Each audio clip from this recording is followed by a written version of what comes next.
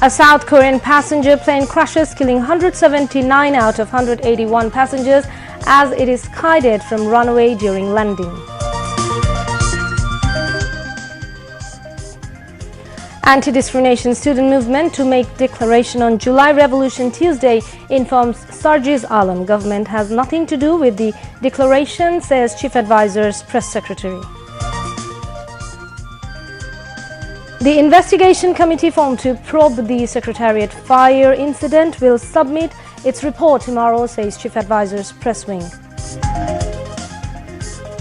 Journalists will be allowed to enter the Secretariat with temporary pass from tomorrow, informs Information and Broadcasting Advisor. U.S. intelligence agency FBI finds evidence against fascist Sheikh Hasina and Shoji Joy of siphoning $300 million. 6 reforms commission to submit their proposals within the stipulated time as they have finalized reform proposals. And the 11th session of the BPL cricket will begin tomorrow with current champion Fortune Borishal facing Darbar Rajshahi in the opening match. Assalamu alaikum. I'm Tuli Komolika Das, welcoming you all to News at 10. You have just heard the highlights. Now moving on to the details. We begin the bulletin with the news of South Korean plane crash. Reports say a Jeju airplane carrying 181 people from Thailand to South Korea crashed on arrival this morning, smashing into a barrier and bursting into flames, leaving all but 2 dead. Crash landing, a bird strike and adverse weather conditions were cited by authorities as likely causes of the crash that flung passengers out of the plane and left it almost completely destroyed, according to fire officials. Video showed the Jeju airplane from Bangkok landing on its belly at Muan International Airport, skidding off the runway as smoke streamed out from the engines before crashing into a wall and exploding in flames. Passengers were ejected from the aircraft after it collided with the wall, leaving little chance of survival, a local fire official told families at a briefing. He was quoted as saying the plane is almost completely destroyed and identifying the deceased is proving difficult. The process is taking time as we locate and recover the remains. In a statement, the fire department said only 2 people were rescued. Both flight attendants and 120 people were confirmed dead by mid-afternoon. An AFP photographer saw the burned-out wreckage of the Jeju Air Boeing 737-800 aircraft on the runway at Muan, some 288 kilometers southwest of Seoul, as firefighters and emergency vehicles worked nearby. The anti-discrimination in 2018 shook the ground of Sheikh Hasina. The movement in 2024 put the last nail. The revolution in 71 was dispossessed, but the revolution of 24 will not be like that one, he added. Speaking on the occasion, Hasnat Abdullah said the proclamation should have been given earlier. He said the plotters are spreading propaganda, staying abroad and questioning the legality of the uprising. Hasnat Abdullah also said that the proclamation will feature the expectations of people. He termed the Constitution of 72 as pro-Mujib one. Hasnat Abdullah said the Awami League is unexpected now. Chief Advisor's Press Secretary Shafiqul Alam said the interim government has no involvement with the initiative of the proclamation of July uprising by the anti-discrimination student movement on December 31st. He said this while briefing reporters in front of the State Guest House Jamuna this afternoon. The press secretary said the proclamation of the July uprising is a private initiative. Deputy Press Secretary Abul Kalam Azad Majumdar said the high-powered probe committee formed to investigate the Secretariat fire will submit its primary report to Chief Advisor Professor Muhammad Yunus tomorrow. He said if necessary, the evidence and samples will be sent abroad for tests to ensure transparency in the investigation into the Secretariat fire.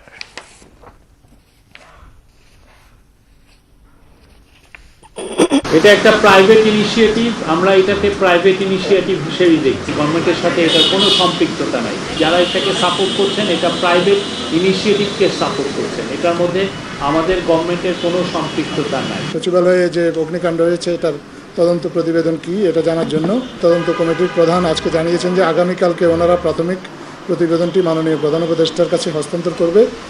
তদন্ত কাজ এই মুহূর্তে খুব successfully চলমান আছে। তদন্ত কাজের অংশ হিসেবে ওনারা যাবতীয় প্রয়োজনীয় আলামতগুলো সংগ্রহ করেছেন এবং এর মধ্যে কিছু আলামত দেশে পরীক্ষা নিরীক্ষা করা হচ্ছে। এর মধ্যে কিছু কিছু আলামত ওনারা প্রয়োজন মনে করছেন যে একেবারে সঠিক ফলাফলটা পাওয়ার জন্য বাংলাদেশের বাইরে থেকে এই আলামতগুলো যদি পরীক্ষা নিরীক্ষা করা হয় তাহলে এই বিষয়ে নিঃসন্দেহ হওয়াটা ওনাদের জন্য সহজতর হবে।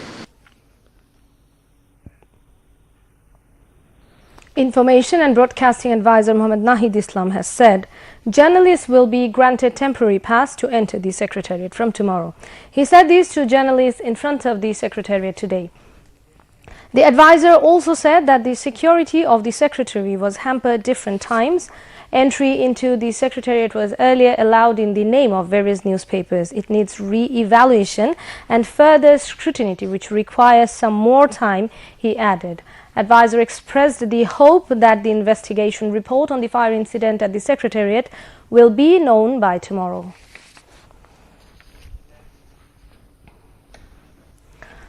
The incumbent government does not want Awami League's rehabilitation, rather it wants quick trial of their leaders involved in crime. Information and Broadcasting Advisor Mohammed Nahid Islam said this at a dialogue titled Formation of New Bangladesh and Foreign Policy at Foreign Ministry this afternoon. Foreign Secretary Jashimuddin conducted the program. Foreign Ministry officials, including advisor of the interim government Mahfuz Alam, were present. Speaking on the occasion, Advisor Mahfuz Alam said that the government wants to build such a Bangladesh for which every citizen would be able to get honor from the foreigners and Bangladesh would keep its head high in the world arena. Information and Broadcasting Advisor Mohammed Nahid Islam said that the Awami League leaders and activists have no guilty feeling. Despite getting scope to remain in government twice, Awami League killed democracy, he added. He further said that there would be no change in Bangladesh's relationship with USA despite changes in the government of that country.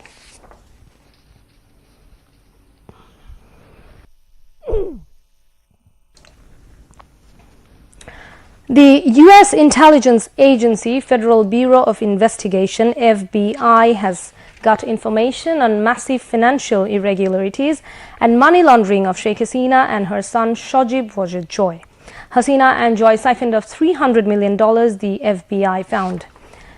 The U.S. intelligence agency said $300 million was transferred to different bank accounts in USA and UK in the name of Shojib Wajid Joy from bank accounts in Hong Kong and Cayman Island. 6 reform commissions will submit their reform proposals to the interim government within the stipulated time. A total of 11 reform commissions were formed with the aim of reforms in various fields after the interim government assumed office. Of these, the first 6 commissions have almost finalized their proposal report. These commissions are Electoral Reform Commission, Police, Judiciary, Anti-Corruption, Public Administration and Constitution Reform Commission. Electoral Reform Commission Chairman Badiul Alam Majumdar said his commission will submit reform proposals to the interim government by this month. He said they will present over 35 proposals such as changing the boundaries of constituencies, encouraging women to cast direct ballots and creating an election service. The Commission's chief said the nation's citizens were unable to cast ballots in the previous 3 elections. All people's right to vote must be reinstated. According to the head of the Electoral Reform Commission, they have talked about allowing over 1 crore foreign voters to cast ballots. The massacre of 57 army officers at Pilkhana was not rebellion, rather a pre-planned murder. India has instigated the incident from behind. Family members of martyred BDA members and leaders of Sarbobhaumotto Andolon, meaning sovereignty movement, said these at a discussion meeting at the National Press Club today. Sharbabhaumotto Andolon has arranged the discussion titled BDR Killing, the Last Nail on the Coffin of Bangladesh's Sovereignty. The speakers at the program pointed out that the conspiracy drama was staged at Pilkhana to damage the country's sovereignty. The BDR killing was the part of a deep political conspiracy, they added. The speakers further mentioned that India has killed the BDR members by hatching conspiracy with the help of politicians and some disgruntled army officers. Family members of the martyred BDR members demanded to bring the real culprits under the trial through proper investigation and unearth the conspiracy behind the incident. The program was addressed by Lieutenant General retired Aminul Karim, political analyst Minar Rashid, BDR Welfare Council President Muhammad Faizul Alam, and central organizer of Sharbabhaumotto Andolon, Muhammad Shamim Reza. The High Commissioner of Malaysia to Dhaka, Muhammad Shuhada Othman, called on Special Envoy to Chief Advisor on International Affairs Lutfi Siddiqui at the Foreign Service Academy in Dhaka today. During the meeting, they discussed wide-ranging issues on Bangladesh-Malaysia relations, which included bilateral, regional and international issues of common interest. The Special Envoy reiterated that Bangladesh attaches high importance to its relations with Malaysia in cementing their bilateral relations in various areas of cooperation and partnership in the last 53 years. He recalled with pleasure the official visit of Malaysian Prime Minister Dr. Anwar Ibrahim to Bangladesh on 4th October 2024, marking the first visit by a head of government to Bangladesh since the interim government took office, which has paved the way for a fresh impetus to bilateral collaboration. The Special Envoy Lutfi Siddiqui briefed the Malaysian High Commissioner on the July-August revolution and the ongoing reform initiatives undertaken by the interim government towards a democratic and a just Bangladesh.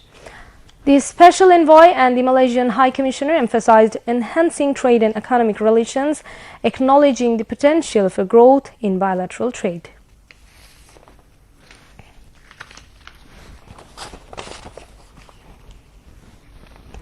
The Local Government Reform Commission is planning to recommend to hold the local government elections on non-partisan basis and simultaneously, where the elected members and councillors will elect chairmen from within them. Local Government Reform Commission Chairman Professor Tufail Ahmed made the observation at a view exchange meeting with the stakeholders in Chattogram Division this morning. He said that the Commission will propose to reintroduce no vote in the local government election. Speaking on the occasion, the public representatives demanded the holding of local government election on non-partisan basis. They also demanded for holding union and Upazila Parishad elections across the country on the same day.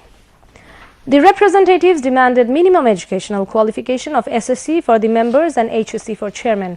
Besides, they demanded balance of power between union, Upazila and Zila Parishad chairman and councillors and members. They also proposed to fix the age limit of retirement for the public representatives.